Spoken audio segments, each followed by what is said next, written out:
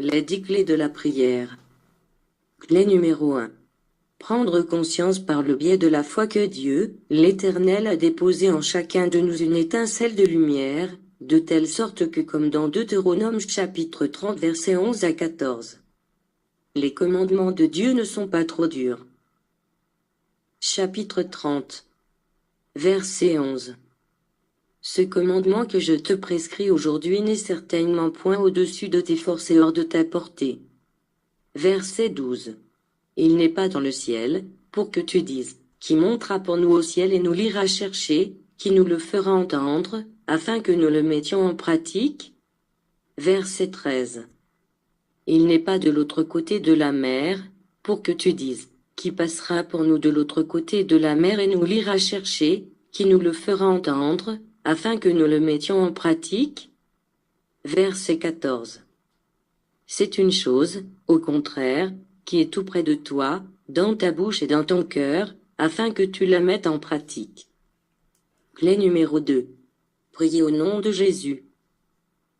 Jean chapitre 10 verset 9. Je suis la porte. Et en Jean chapitre 14 verset 6, il est dit, je suis le chemin, la vérité et la vie. Nul ne vient au Père que par moi. Prions donc réellement au nom du Christ.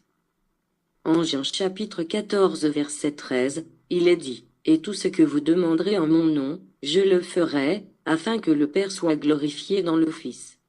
En 1 Jean chapitre 5 verset 14, il est dit, nous avons auprès de lui cette assurance, que si nous demandons quelque chose, selon sa volonté, il nous écoute. Votre prière n'est pas exaucée.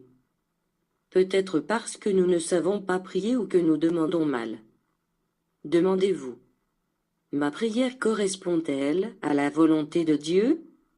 C'est-à-dire, ma prière est-elle conforme au commandement divin, la volonté du Père? Clé numéro 3. Prions avec une âme simple, pleine de confiance comme un enfant à qui les parents ne sauraient refuser un jouet qui ne représente aucun danger pour la santé corporelle ou n'entrave pas le développement de son esprit. Ayant une foi d'enfant, ce qui paraît souvent très compliqué, mais pourtant simple, se convaincre avec un cœur simple que sa prière sera exaucée.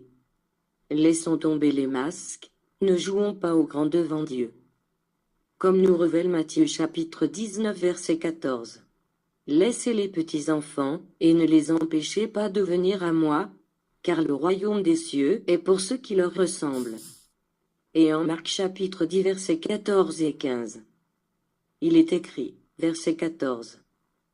Jésus, voyant cela, fut indigné, et leur dit, laissez venir à moi les petits enfants, et ne les en empêchez pas, car le royaume de Dieu est pour ceux qui leur ressemblent. Verset 15. Je vous le dis en vérité, quiconque ne recevra pas le royaume de Dieu comme un petit enfant n'y entrera point. Clé numéro 4. Prenez conscience que vous n'êtes même pas un atome devant la grandeur de Dieu, et pourtant si petit que vous êtes, Dieu prend soin de vous. L'humilité chrétienne est une arme efficace, prendre conscience de son état de pécheur, comme il est écrit en Matthieu chapitre 5 verset 3. Heureux les pauvres en esprit, car le royaume des cieux est à eux. N'oubliez pas que l'orgueil est l'attitude première de l'ange déchu, et en ce sens la Bible nous enseigne 2 exemples de prière avec la parabole du pharisien et du publicain. Luc chapitre 18 versets 10 à 14. Verset 10. 2 hommes montèrent au temple pour prier, l'un était pharisien et l'autre publicain. Verset 11.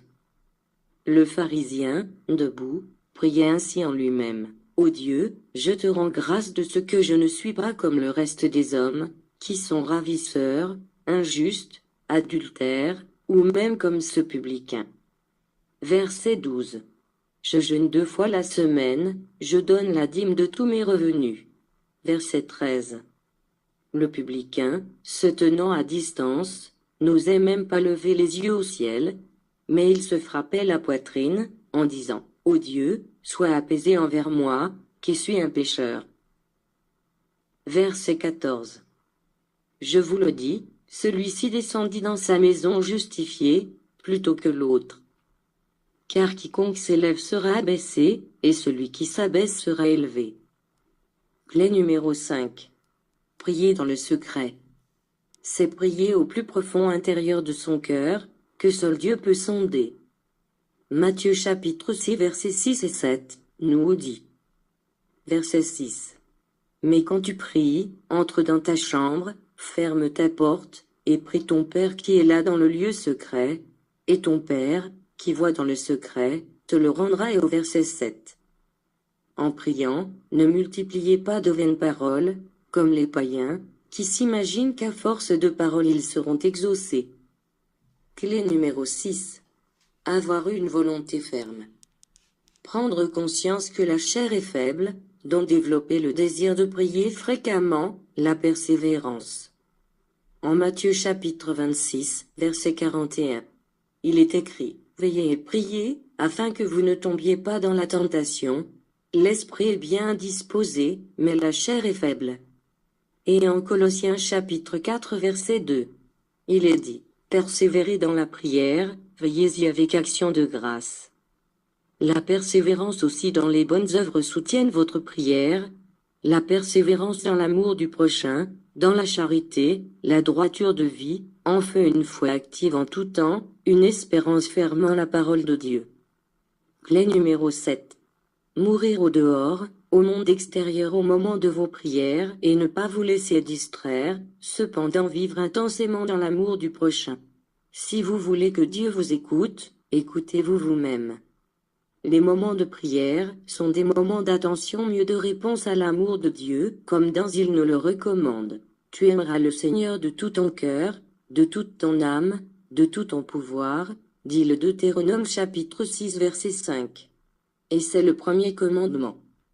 Clé numéro 8. Pensez que vous êtes un maillon dans une chaîne. Vous appartenez au corps du Christ et que, si la prière demeure d'abord personnelle, elle est aussi collective. Vous n'êtes qu'une brebis du troupeau, membre du corps du Christ. Jacques chapitre 5 verset 16 nous dit. Priez les uns pour les autres. Et en Matthieu chapitre 18 verset 20, il est écrit. Car là où 2 ou 3 sont assemblés en mon nom, je suis au milieu d'eux.